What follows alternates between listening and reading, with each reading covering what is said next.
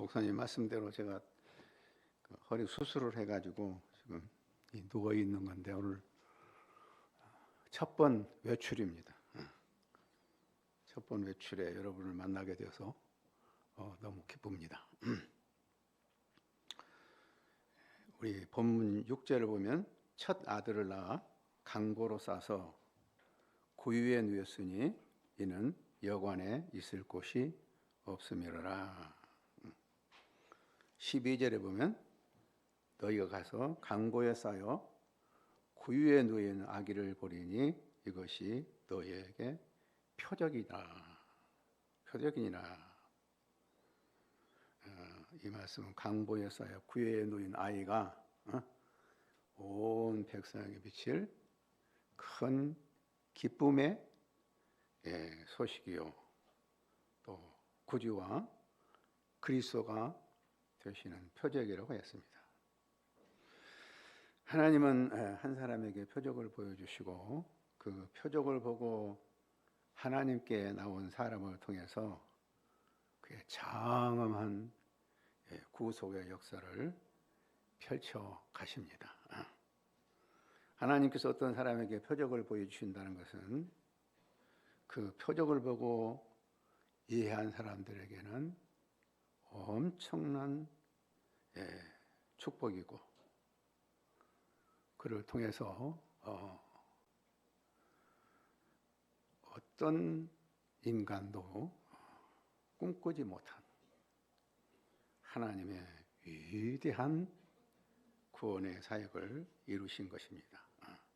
그러므로 하나님이 어떤 사람에게 표적을 주신다면 그 표적을 이해하고 하나님께 나오는 사람에게는 인생 최대의 큰 복을 누리는 기회가 되는 것입니다. 그러나 이 표적을 보여줬지만 표적을 보지 못하고 깨닫지 못한 사람에게는 한없이 억울하고 아쉽고 정말 불행한 것입니다.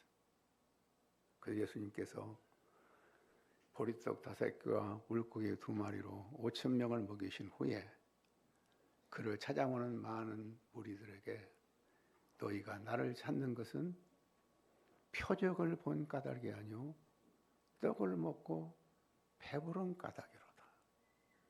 굉장히 안타까워하시면서 말씀하셨습니다. 오늘날에도 하나님이 우리에게 말로 당할 수 없는 큰 은혜를 베푸시기 위해서 표적을 보여주시지만 그 표적을 보지 못한 사람들을 향한 하나님의 탄식이 말로 다 없이 큰 것입니다. 우리 본문을 보면 강보에 쌓여 구유에 누인 아이가 어떤 표적이라고 말하고 있습니까? 강보에 쌓여 구유에 누인 아이를 우리가 상상의 날개를 펴고 생각해 봅시다. 가보십시다. 당시에는 두 종류의 여관이 있었는데, 하나는 이런 대상들이나 그 부유한 사람들이 자는 호텔과 같은 이런 아주 좋은 여관이 있었고, 또 한편에는 아주 그 허름한 집에 한쪽에는 사람이 머물고 한쪽에는 짐승들이 머무는 그런 초라한 여관이 있었다고 합니다. 본문에 누워 있는 아기는 그러한 여관방에도 머물지 못하고 구유에 이렇게 탄생하게 된 것입니다. 시골 갈릴리에서 아주 젊은 청년과 아주 어린 처녀가 이렇게 임신을 해가지고 이제 그 먼 길을 걸어서 베들레헴까지 왔는데 여관이 없어서 그 말 구유에다가 강고로 싸서 기저귀를 싸서 누워뒀어요. 근데 그 누워있는 아이, 보잘것없는 시골 그 결혼을 앞둔 그 가정에서 태어난 그 어린아이가 온 세상에 미치는 큰 기쁨이 되고 구주요 그리스도가 되신다는 거예요. 이 구주란 말은 그리스도, 주란 말은 당시 시저에게 붙여진 이름이요. 시저는 그 당시에 온 로마를 통치하는 참 왕이야. 그 말씀 한마디에 모든 사람들이 가서 그 임신하고 해산을 앞둔 여인까지도 고향에 내려가야만 하는 절대적인 권력을 가진 사람. 주란 말은, 주란 뜻은 참, 이 통치, 절대적인 통치와 심판과 영광이 있는 거예요. 그 통치 앞에 굴복하지 없는, 공부하지 못할 사람은 아무도 없고, 그 심판이 한번 내려지면 누구도 그 심판을 되돌릴 수 없는 절대적인 심판권이 있고, 모든 영광이 그에게 돌려지는 이러한 그 그리스도, 그 주라는 이름을 예수님에게 붙인 거예요. 그럼 예수님의 주란 말은, 시자는 그 당시 사람은 시저스 더 로드 하는 그런 그 아주 시저스 로드 하면 모든 사람이 다 그 절대적인 권력을 가진 그 사람보다도 오히려 더 큰 온 우주의 왕 중에 왕이요 주 중에 주가 되신다 하는 말이에요. 근데 그가 누구냐? 참 가난한 갈릴리의 촌놈, 그 정말 그러한과 정혼한 그 여자에게서 말구유에 태어나서 구유에 누워 있는 그가 주 그리스도란 거예요.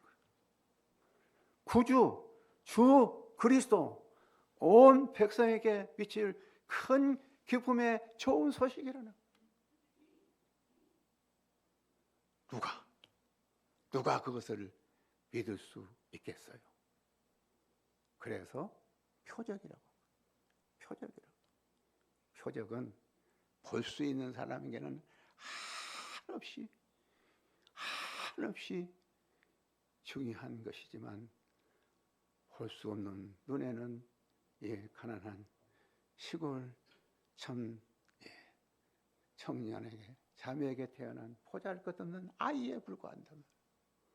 그런데 그가 표적이에요. 누구도 그가 시저와는 비교할 수 있는 주 중에 중요, 왕 중에 왕이라고 볼 수 없는 그 존재가 비표적이라는 것을 보고 찾아온 사람이 있었어요.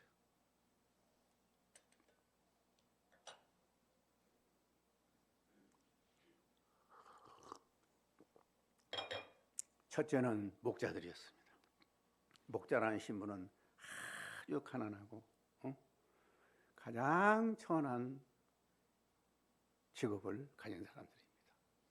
엄청난 고생을 하며 사는 사람이에요. 그러나 목자에게는 누구도 따를 수 없는 양들에 대한 깊은 사랑과 그 양을 보호하기 위해서 생명까지도 아끼지 아니하는 아주 헌신적이고 충성스러운 직분을 가진 사람이었습니다. 그래서 성경에는 목자라는 상징은 생명을 바쳐서 하나님께 순종하고 참 백성들을 잘 보살피는 하나의 하나님의 종을 상징하는 이름으로서 목자라는 말을 부르고 있습니다. 그래서 모세도 목자였고 다윗도 목자였고 심지어는 여호와는 나의 목자시니 하나님도 목자셨고 예수님도 선한 목자라고 했습니다. 그런데 이 목자로서의 그 종의 직분을 갖지 못한 사람에 대해서는 하나님의 준엄한 심판이 내려지는 거예요. 에스겔 3,4장에 보면 이 못된 목자, 양들을 섬기지 못한 목자가 얼마나 하나님의 무서운 징계와 채찍을 맞을 것인가 나와 있습니다. 그렇기 때문에 목자는 하나님의 세계를, 영적인 세계를 이해할 수 있는 아주 합당한 인물이에요. 그래서 그들은 하나님의 특별한 은혜로 이 구유의 여인 아이가 주여, 구주여, 그리스도요, 이러한 분이라는 것을 알고 생명처럼 귀중하게 여기는 양떼들을 버려두고 그 표적을 보러 온 목자들이 함께 나아가고 있는 것을 보게 됩니다. 이것이 오늘날 하나님을 믿는 사람들의 하나의 모범이고 표적을 본 사람들에게 모범입니다. 그는 그야말로 이러한 모험을 무릅쓰고 희생을 감당하면서 그 구유에 놓인 아기를 보고 그가 천사가 말한 대로 온 백성에게 미칠 큰 기쁨의 좋은 소식인데 바로 이 아이는 온 인류를 죄에서 구원하시는 구원자가 되시고 왕이 되신다. 왕이 된다고 이렇게 복음을 전하고 20절에 보면 자기들의 이른 바와 같이 듣고 본 모든 것을 인하여 하나님께 영광을 돌리고 찬송하며 돌아갔다. 찬송이라는 것은 인생 최고의 큰 신앙을 표현하는 하나의 표현이에요. 그래서 우리가 하나님의 은혜를 깊이 체험할 때 일어나는 가장 큰 특징은 찬송이 가슴에서부터 울려 퍼지게 되는 거예요. 그래서 출애굽을 한 후에 미리암은 이스라엘 백성들을 통해서 찬양을 부르셨어요. 엄청난 찬양을 부르셨어요. 부림의 슬픔을 안고 있던 하나가 아이를 얻고 나서 엄청난 찬양을 불렀어요. 다윗과 같은 사람은 엄청난 은혜를 받을 때마다 그 기록된 시가 그 엄청난 시편이 된 거예요. 그래서 이 목자들은 인생 최대의 신앙을 갖게 됐고 기쁨을 가지고 축복을 가지고 그 현장으로 다시 돌아가는 것을 볼 수가 있습니다. 또 한 부류의 사람은 동방에서 온 박사들을 볼 수가 있습니다. 이것은 마태복음 2장에서 나오는 것인데 동방에서 온 박사들이 아기를 경배로 왔다는 기사가 2장에 나와요. 이 동방이라는 것이 그 당시는 바벨론을 의미해요. 바벨론은 어떤 나라입니까? 바벨론은 이스라엘 백성들이 70년 동안 머물러 있던 곳이에요. 바벨론 간 사람들은 에레미야의 말씀을 듣고 순종하여서 에레미야가 바벨론으로 가야 된다. 그러니까 다 우리가 왜 바벨론으로 가? 하나님의 백성이 어디 그 나라에 가? 거절하는 사람들이 많았지만 그들 가운데는 특별히 듣자마자 제일 먼저 바벨론으로 간 사람들이 누굽니까? 다니엘과 그 친구들이잖아요. 그래서 바벨론에 가는 이 인물들 가운데는 아주 훌륭한 인물들이 많죠. 학개와 스가랴라는 유명한 선지자가 있었고 스룹바벨, 느헤미야, 오리게 등 위대한 신앙의 영웅들이 바벨론을 갔어요. 그래서 그들은 그 나라에 가서 하나님은 여호와고 여호와는 하나님이다. 하나님께서는 우리를 구원하시고 장차 메시아를 보내셔서 온 인류를 구원하실 것이라는 성경의 진리를 삶으로써 드러낸 사람들입니다. 특히 다니엘 같은 사람은 특별한 은혜를 받고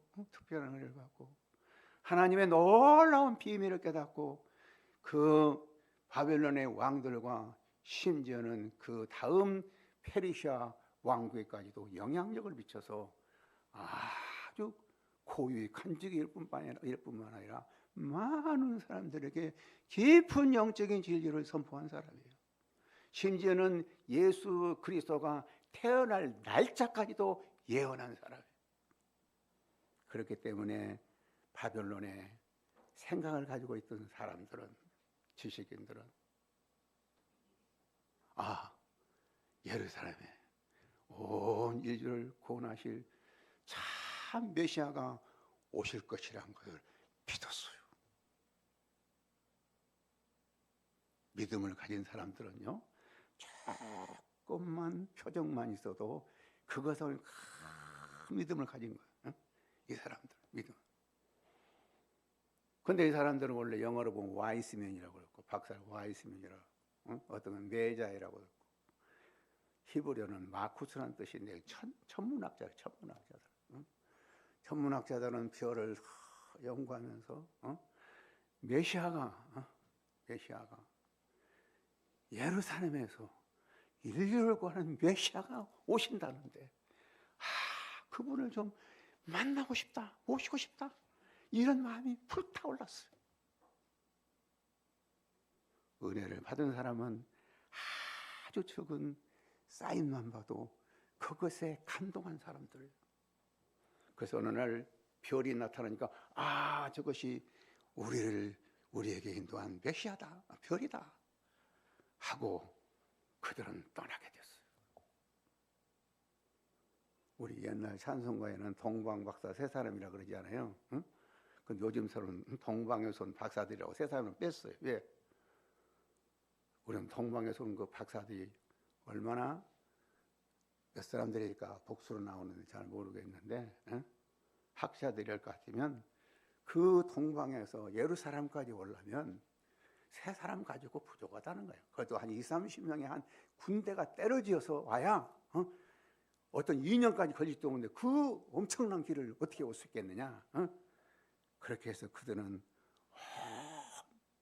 자기 직장도 직업도 버리고 전 생애를 다 투자해서 그 희미한 계시를 받고 그 희미한 계시를 위해서 자기 전 생애를 투자하면서 그 많은 때가 예루살렘에 오게 된 거예요. 그러다가 도중에다가 별을 잃게 되었어요. 우리는 언제나 상징만 가지고 신앙생활을 할 수가 없지요. 그래서 예루살렘에 가서 성경학자들에게서 성경을 배웠어요. 성경을. 언제나 진리를 알기 위해서는 환상도 필요해요. 성경이 중요해요. 성경을 다 읽어봤더니 베들레헴에서 예수가 탄생한 것이다. 그래서 베들레헴에 가다가 별이 나타났어. 말로 다 수 없는 기쁨과 영광이. 그래서 그 아이를 찾아가서 황금과 위향과 몰약을 예물로 드리고, 예물, 황금이란 것은 왕을 상징하고, 위향은 선지자를 상징하고, 몰약은 세상을 상징한다고 그래요. 설명이 하다면 길지만 이런 거 상략하겠습니다. 그러니까 바로 이 예수님은 왕이요 선지자요 제사장으로서 이 예수가 온 인류를 구원하신 참 주요 왕이라는 것을 선포하고 그에게 경배하고 돌아가게 되었던 것을 보게 됩니다.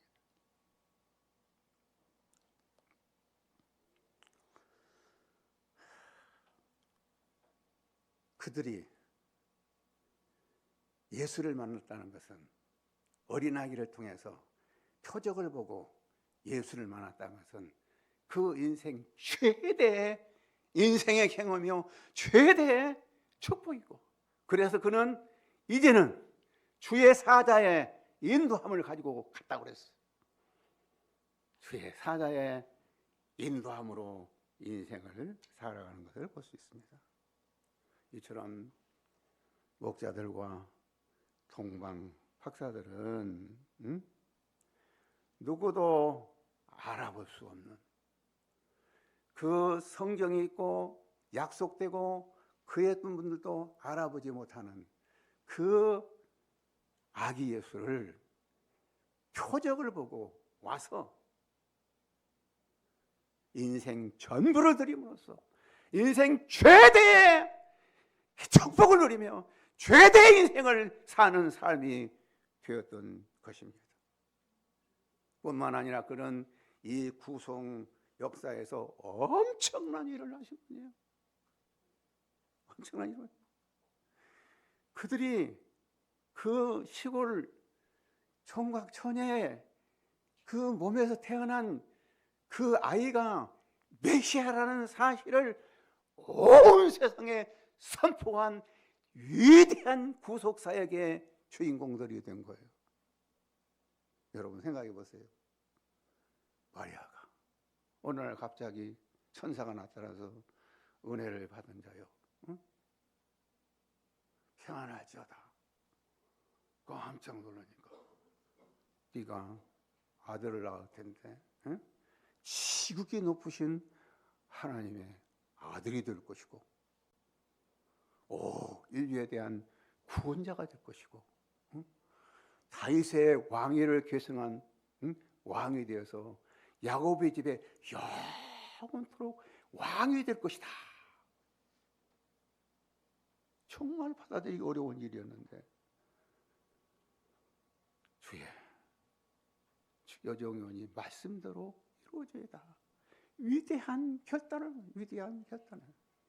엄청난 신앙의 결단을 했지만, 아니 그런 위대한 왕이 태어난다면 적어도 내 삶이 좀 달라져서 왕을 태어나는 왕모가 돼서 사람이 되어야 될 텐데, 아니 그 말구육간에서 태어나가지고 구육간에 누웠는데 이 아이가 그런 왕이라고? 그런 주라고? 여러분 같으면 얼마나 실망하고 낙심할 수 있겠어요? 많은 사람들이 하나님의 놀라운 은혜를 경험하고 천지를 진동하는 그 엄청난 경험과 체험을 했다 할지라도 때로는 우리가 힘들고 어려울 때 깊은 바닥 속에 들어서 신앙을 다 잃어버리고 낙심하고 좌절하고 살 때가 참 많아요. 아브라함도 그랬어요. 아브라함도. 그러나 그때마다 하나님은 어때요? 위대한 믿음의 사람들을 보내서 그 밑바닥에 있는 사람을 이렇게 세워서 확신을 가지고 그 구속의 대열에 전진하도록 도와주는 분이 하나님이에요.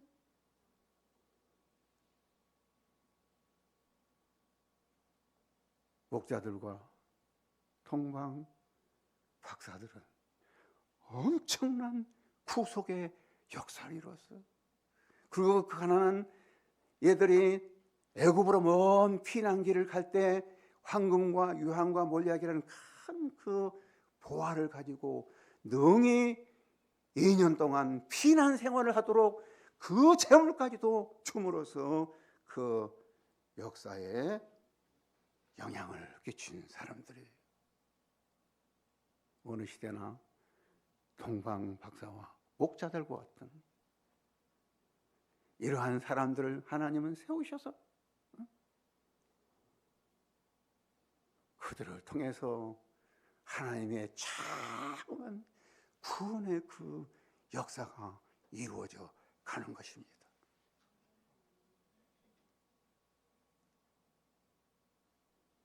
저는 우리 한국에 20만, 요즘 25만 명이라도 25만 명의 대학생들이 세계의 최고의 지성인들이 한국에 몰려와서 공부하는 대학생들이 있대요. 이것은 하나님 편에서 볼 때 놀라운 사인이에요. 놀라운 사인. 만약에 이 사람들을 잘 양육하여서 믿음의 사람이 되게 만든다면 그들이 자기 나라에 가서 그 복음을 전파하고 그 나라의 고위직으로서 일하게 될 때 세계 선교는 불길처럼 타오르는 놀라운 역사가 일어날 것이라는 꿈이 있습니다. 비전이 있습니다. 이것은 하나님이 나에게 준 표적이라고 생각합니다. 그러나 내가 이런 얘기를 하면 사람들은 뭐 당신 같은 사람이 무슨 그런 일을 할 수가 있어? 꿈깨. 응? 응? 웃기네.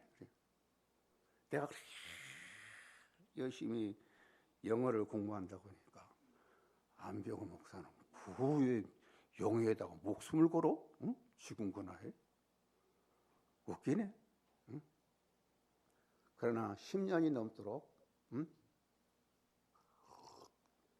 나는 반드시 우리 한국을 통해서 그 세계 지성인들이 와서 변화된다면 이 시대에 놀라운 세계 선교 역사가 일어날 것이라는 꿈을 가지고 있습니다.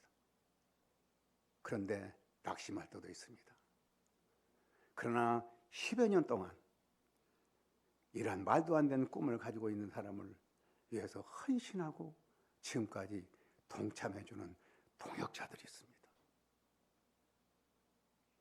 적어도 13명의 아주 헌신된 동역자들이 있습니다.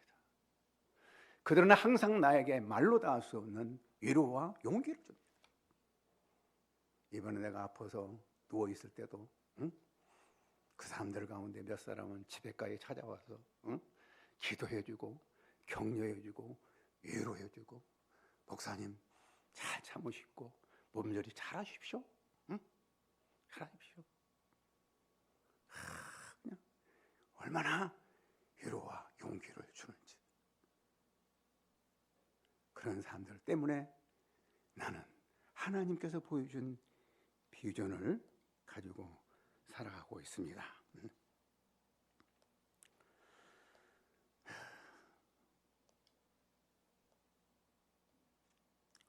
우리가 신앙에 놀랍도록 성장하는 데는 계기가 있습니다. 다 어떤 표적이 있어요. 어떤 표적이 있어요. 그럴 때 그 표적을 볼 때 많은 사람들은 자기 생명을 다 쏟아서 거기에 헌신합니다. 그래서 마태복음 13장 34, 44절에 천국은 마치 밭에 감춘 보화 같으니 일견을 이것을 발견한 사람은 자기 소유를 다 팔아서 그 밭을 산대.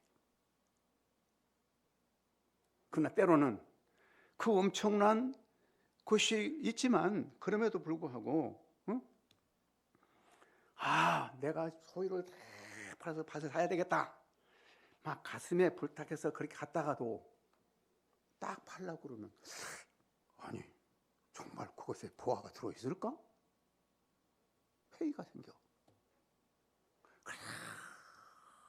고민하다가 사지 못하는 가운데 그 밭은 이미 팔리고 마는 거야. 이런 것들이 흔히 많이 있습니다. 많은 사람이 그래요. 많은 사람. 하나님께서 우리에게 은혜를 주시면 그 은혜를 붙잡고 그 은혜를 위해서 내 생명을 다 들여서 전생을 다해서 소유를 팔아서 그것을 해서 전진하고 나가는 사람이 많지가 않다는 거예요. AT&T라는 회사가 있어요. 유명한 전화회사죠. 우리 딸도 한때 거기에서 근무를 했는데 이 회사가 1980년대 많은 학자들 전국에서 모집해가지고 연구를 하게 했어요. 앞으로 우리가 새로운 이 스마트폰을 만드는 시장에 뛰어들면 어떻겠는가 연구를 하게 했어요. 그랬는데 많이 연구를 하고는 결론이 아주 앞으로의 굉장히 유망한 전망이 있는 사업이요. 그러나 또 한편으로 많은 모험이 이거 하다가 잘못하면 우리가 회사가 망할지도 모른다. 이 두 가지의 경영자가 모험을 가지고 그래 회사가 망하면 망한 것이지 하고 그 사업에 뛰어들었더라면 오늘날 북한 사람들도 몇백 명이 이 손전화를 가지고 그 북한 손전화를 가야 돼. 얼마나 많은 현자가 아이폰 회사와 삼성을 통해서 또 다른 회사 부여가 됐는가. 만약에 그때 그 경영자가 모험을 무릅쓰고 한번 해봅시다 했더라면 어떻게 됐겠어요? 그들은 땅을 치고 정말 천추의 한이 되는 것입니다. 우리 모임 가운데 나온 분 정말로 우리 마음 가운데서 함께하는 동역자 가운데 위대한 사람이 있습니다. 그는 현대에 다니는 평범한 직원에 불과한 청년이었어요.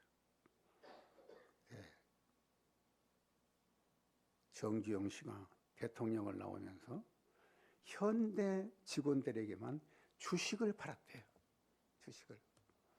그런데 현대 직원들이 다 이 양반 나오면 대통령 떨어질 거고 나중에 현대 주식 어떻게 될지 모르는데 왜 주식을 사? 근데 이 사람은 전 재산을 다 팔아가지고 12,000원 주식을 5만 주를 샀대. 5만 주. 그랬더니 그 다음에 그것이 85만인가? 80배가 올라. 80배가 올라. 5억 주고 사는데 400억이 부자가 돼서 청년한 그 평생 사람이. 그리고 이번에 코로나로 인해서 어떤 사람이 사우나를 하다가 팔았는데 그것을 30억에 샀는데 알고 보니까 그것이 완전히 최상업지역으로서 평당 101억이 넘는 건 땅이더래요. 거기다가 만약에 집어진 50층의 건물을 질 수 있대요. 그는 젊은 날에 생각해 보니까 가장 인생에게 보화가 어디가 있나? 성경에 있다 생각해가지고 성경을 200독을 했대요. 200독을. 그리고는 성경에 200독을 하고 나서 성경에 보니까 선교가 굉장히 중요하다는 것을 알게 됐대요. 그래서 캄보디아에 중고등학생들 200명을 장꺼머줘서 훈련시키고 있어요. 우리 안병호 장로님의 이 절친인데, 안병호 장로가 우리 목사님이 20만 명의 대학생들을 위해서 선교를 한다고 하는데 너 한번 참여해 볼래? 그래? 그런 분이 오늘날도 있어? 하고는 우리 모임에 와서 얼마나 충성스럽게 역사를 감당하고 있는지 몰라요. 이런 사람들은 표적을 보면 거기에다가 생명을 거는 사람이에요. 표적을 보고 그의 생명을 거는 사람들에게 생애에는 하나님이 세상 사람들이 꿈도 꿀 수 없는 일을 이루어내는 것입니다. 이루어내는 것입니다.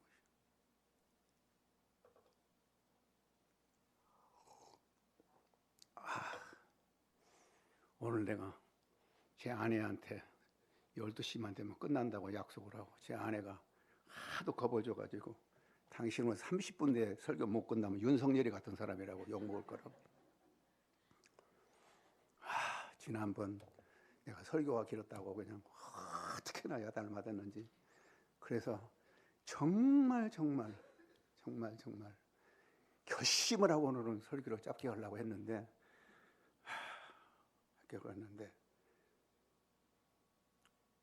조금만 더 해야 되겠어요.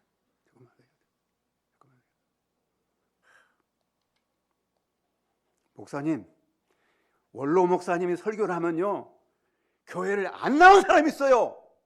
그걸 보나요? 그렇게 막 겁박을 줘가지고 정신이 아찔하고 또 하는데, 보통 제 아내가 그 충격을 안 받는데 그때 충격을 너무 받아가지고 집에 와서 당신이 앞으로 부부 마음이가 설교하면 절대로 30분을 넘기면 안 된다. 나도 그렇게 하겠다. 이렇게 했는데 이거 너무 중요하니까 좀 더 해야 되겠어요. 응? 용서하시기 바랍니다. 시간이 없으면 나가셔도 됩니다. 몇 분 나가시던데. 응? 자, 우리는 구유에 놓인 아기가 왜 표적이 되는가? 중요합니다. 두 가지가 있는데 한 가지만 얘기하고 있어요. 한 가지. 이 표적은 여인에게서 났다는 거예요. 우리가 보통 말할 때 우리 이도희는 재은이를 낳고, 이도희는 제국이를 낳고, 이도희는 재인이를 낳다, 그렇게 하지. 최길자가 재은이를 낳고 최길자가 제국이를 낳다, 이렇게 말하지 않잖아요. 근데 성경은 아브라함은 이삭을 낳고, 이삭은 야곱을 낳고 쭉 나가다가 이새는 다윗을 낳고, 다윗은 솔로몬을 낳고 이렇게 하잖아요. 왜 아들이 낳냐고 그러냐, 아들이 낳았다고 그러냐고, 남자가. 그런데 마태복음 1장 16절에 보면 예수님은 요셉에게서 낳았단 말을 안 하고 요셉과 정한 마리아에게서 낳았다. 그래서 마리아에게 낳았다. 왜 그래요? 중요한 거예요. 오늘 찬송가에 있는 대로 참 신과 사람이 되시려고 동정녀의 몸에서 나셨으니. 오늘 찬송가는 두 개 다 아주 참 중요한 거예요. 왜 예수님은 여인의 몸에서 낳는가? 이것은 성경에 오랫동안 예언도 약속됐는데, 우리가 한 생명이 태어나는 데 있어서는 난자에다가 정자를 수정해서 태어나기 때문에 성경적으로 보면 남자가 아기를 낳았다고. 그런데 그 정자는 다 이미 죄악됐어. 그렇기 때문에 다윗도 태어나면서부터 죄 중에 내가 잉태했다, 그렇게 말하잖아요. 근데 예수님은 유일하게 남자에게서 나지 아니하고 여자에게서 났다고 그래요. 여자에. 창세기 3장 15절 여자에게서 여인 후손이라고 그랬어요. 이 말 속에는 엄청난 진리가 있어요. 예수님만이 진정으로 십자가에서 우리의 영혼을 구원할 뿐만 아니라 신으로서 이 세상에 임금 노릇을 하고 있는 사단의 권세를 깨뜨려 부릴 수 있는 주 중에 중요 왕의 왕이란 거예요, 예수님이. 그래서 여자의 후손으로 난 거예요. 그러므로 예수님이 여자의 후손으로 나왔다는 이 진리를 우리가 깊이 묵상할 때 말로 다 할 수 없는 여기 있어요. 그래서 보리떡 5개와 물고기 2마리로 5,000명을 먹인 후에 무리들이 몰려왔을 때 예수님께서 너희가 나를 찾는 것은 표적을 본 것이 아니고 떡을 먹고 배부르기 때문이라.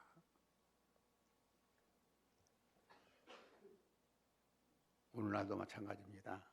많은 사람이 예수를 믿을 때 떡을 먹고 배부르기 위해서 예수님께 나와요.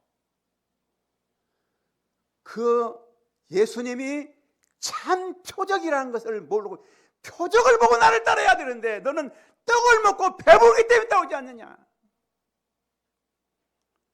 우리 한국의 기독교나 세계의 기독교가 그렇게 되어버렸습니다. 예수님을 믿는 건 떡을 먹기 위해서 예수님을 믿지 표적을 보고 예수님을 믿는 사람이 없다는 거예요. 그래서 예수님께서 그 6장에서 길게 71장에 거쳐서 자기가 어떤 표적인가를 자세하게 해서 어떤 표적인가. 6장 53절에서 57절에 보면 예수께서 이르시되 내가 진실로 너에게 이르노니 인자의 살을 먹지 아니하는 자는 인자의 살을 먹지 아니하고 인자의 피를 마시지 아니하는 자는 너희 속에 생명이 없느니라. 내 살을 먹고 내 피를 마시는 자는 영생을 가졌고 마지막에 내가 살리리니 내 살은 참된 양식이요 내 피는 참된 음료로다. 내 살을 먹고 내 피를 마시는 자는 내 안에 거하고 나도 그 안에 거하나니 살아계신 아버지께서 나를 보내시며 내가 아버지로 말미암아 사는 같이 나를 먹는 그 사람도 나로 말미암아 사리라. 와, 이 말씀이 얼마나 중요한지. 예수님의 살을 먹고 예수님의 피를 마시는 자는 영생을 가졌을 뿐만 아니라 예수님이 우리 안에 거하시고 우리가 예수님 안에 거하여요. 살아계신 아버지께서 나를 보내서 내가 아버지로 인하여 사는 것 같이 내 살을 먹는 자는 나로 인하여 살리라. 예수님의 살을 먹고 예수님의 피를 마신 같이 그 예수님의 표적을 보기 위해서 동방박사들과 같이 이 목자들과 같이 생명을 다 투자한 자에게는 영생을 얻을 뿐만 아니라 영원한 생명에 살 뿐만 아니라 이 땅에서도 예수의 생명을 가지고 이 땅에서 무엇이든지 할 수 있는 승리의 삶이 되는 거예요. 예수 믿는 사람 예수 믿고 결국 천국만 간 자가 아니야. 천국 가는 자가 아니야. 예수 믿는 이 땅에서 이 세상 사람들이 꿈도 꿀 수 없는 일을 해내는 사람들이 바로 예수 믿는 사람이에요. 루터 개혁으로 독일 교회가 완전히 타락해 있을 때 필립 야콥 슈페너라는 사람이 이 책을 한 권 써가지고 대부흥을 일으켰어요. 그분이 이렇게 말을 했어요. 능력은 조금 모자라지만 하나님을 진심으로 사랑하는 사람이 인간적인 기교는 뛰어나지만 하나님의 감동을 받지 않는 심지어 2개의 박사학위를 가지고 있는 똑똑한 이보다도 하나님 교회에서는 훨씬 유익하다.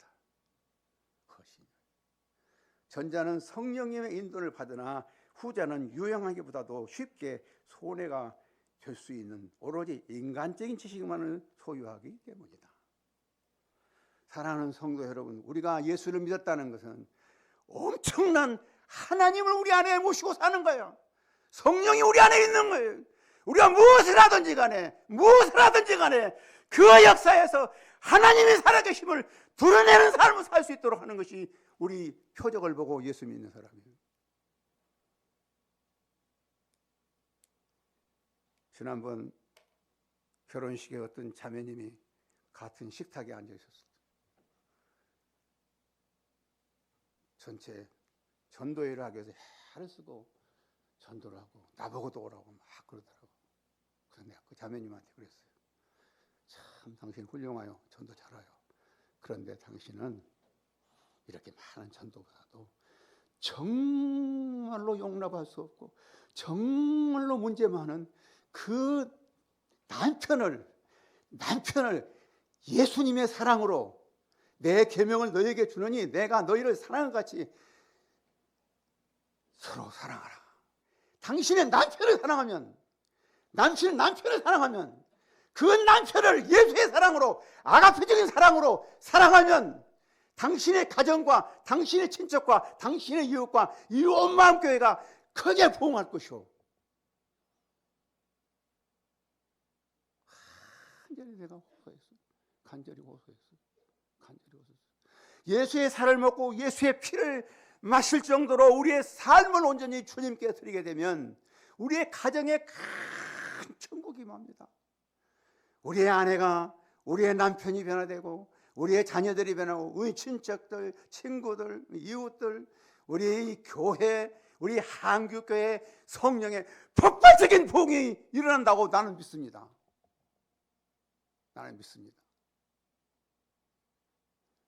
그래서 정말 우리 한국교회가 그렇게 폭발적인 부흥이 있을 때 외국에서 온 모든 대학생들을 변화시키려면 그들이 세계 각국에 자기 나라에 가가지고 세계 온전한 성령의 폭발이 일어나고 부흥이 일어나게 될 때 복음은 세계화되고 예수님은 재림하게 될 것입니다. 우리 예수를 믿는 사람은 어떤 사람입니까? 예수를 믿는 사람. 우리에게 이 성경을 통해서 엄청난 표적을 많이 보여주십니다. 이 말씀대로 살기만 살면 우리는 세상에 그 어떤 일도 누구도 꿈꿀 수 있는 일을 해낼 수가 있는 거예요. 정말 예수를 믿는 사람은 무엇을 하든지, 예수를 하든지 운동을 하든지 공부를 하든지 정치를 하든지 사업을 하든지 거기에 최고가 되어야 돼요. 뭘로? 자기 지혜와 자기 지식이 아니라, 자기 지혜와 자기 능력이 아니라, 박사학위 10개가 아니라 성령의 능력을 던짐으로써, 그 역사를 이룰 때 살아계신 하나님이 보인 거예요. 살아계신 하나님께서 나를 보내사 참으로 하나님으로 말미암아 내가 사는 것 같이 내 살을 먹는 자는 나로 말미암아 살리라. 생명력이 넘치는 삶을 살아야 돼요. 그때 그 어떤 60대 권사님이 나한테 전화해가지고 저는 요즘 너무너무 힘들어요. 이 세상에 살맛이 안 느끼고 그 설레임도 없고 힘들다고. 목사님 어때요? 나는 그 설렘이 많은데 항상 감이 부르는데 정 설렘이 없으면 거기 그 편의점에 가면 설렘이 있어. 그거 하나 사서 먹어봐. 우리 엄마함께 성도 여러분, 내가 우리 교회 정치하는 어떤 한 형제에게 내가 책을 주고 선물을 했습니다. 당신은 이왕 정치하려면 대통령 되시오. 대통령 되시오. 썩은 동아줄이나 붙들고 살지 말고 살아계신 하나님의 생명줄을 붙들고 그 젊은 삶을 온전히 투자할 때 정치를 하면 대통령이 되라고. 나는 많은 사람에게 그렇게 말합니다. 표적을 보라. 표적을 볼 수 있는, 그 표적을 볼 수 있는 눈을 갖는다는 것이 얼마나 중요합니까? 우리가 표적을 보고 우리 생애 전부를 투자할 때 삶의 전부를 투자할 때, 자기 소유 전부를 투자할 때 말로 다 할 수 없는 우리는 행복을 느끼고 기쁨이 있고 우리를 주위에서 가정부터 이웃에까지 천국을 느끼게 되고 평화를 느끼고 샬롬을 일으키는 사람이 돼서 이 시대를 바꿔 나가는 거예요. 나이가 많고 적은 것이 문제가 아닙니다. 배우고 많은 게 문제가 아닙니다. 여러분, 동방 목사와 같이, 목자들과 같이 표적을 보고 생명을 거시기 바랍니다. 생명을 거시기 바랍니다. 여러분 생애 달라질 거예요. 교회가 달라질 거예요. 엄마교회를 통해서 한국교회가 달라질 거예요. 세계가 달라질 거예요. 기도합시다. 우리 모두가 또 한 목소리 기도합시다. 우리가 정말로 표적을 보고 우리의 삶을 투자함으로 말미암아 가슴이 불타는 삶이 되기를 위해서 기도합시다. 그래서 우리를 통해서 하나님의 나라가 역사 일어나고 우리의 모든 삶의 문제도 해결될 수 있도록 기도합시다. 하나님 아버지, 우리 기도합시다.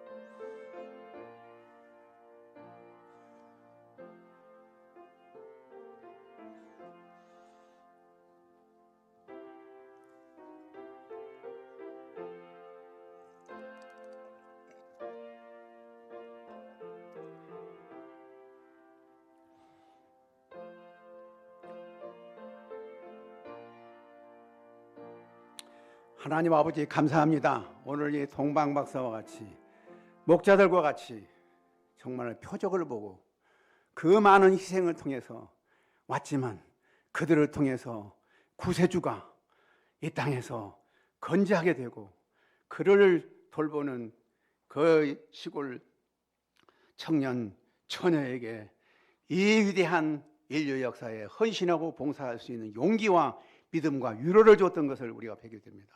우리도 한때 정말로 이 주님을 위해서 온 생애를 드리기로 결심했지만 그러나 우리가 얼마나 믿음이 식어지고 연약해집니까?